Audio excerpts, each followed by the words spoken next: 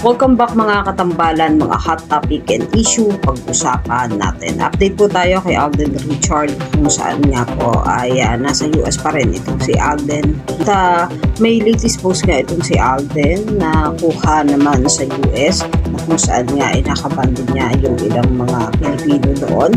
At isa nga doon sa kuha na kung saan nga ay namasyal itong si Alden sa Universal Studio Hollywood, na kung saan ay nakasama niya at meron pa ngang picture sila ni Attack Star Arana, kung saan nga ay ayan, masaya nga yung naging pagkikita ng dalawa na ipinost din ni Attack Star Arana sa kanyang social media account.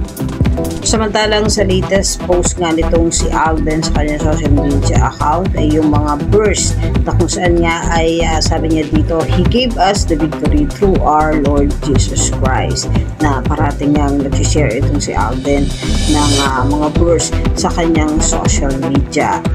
Samantalang isa pa nga sa aabangan kay Alden Richard ay ang nalalapit na Star on the Floor, na kung saan nga ay host itong si Alden at makakasama naman ni Alden ang mga dance authority na sina Marian Rivera, star comedian, dance floor Pokwang at si dance trend master coach Jay Joseph. At magkakaroon nga ng worldwide premiere on June 28 na kung saan nga ito ang biggest Filipino reality dance competition na Star on the Floor na talaga namang aabangan. Siyempre, hosted by Alden Richard. Yan po yung mga update natin ngayon kay Alden. Kayo mga katambalan, ano ang masasabi nyo? Comment lang sa comment section at pag-usapan natin.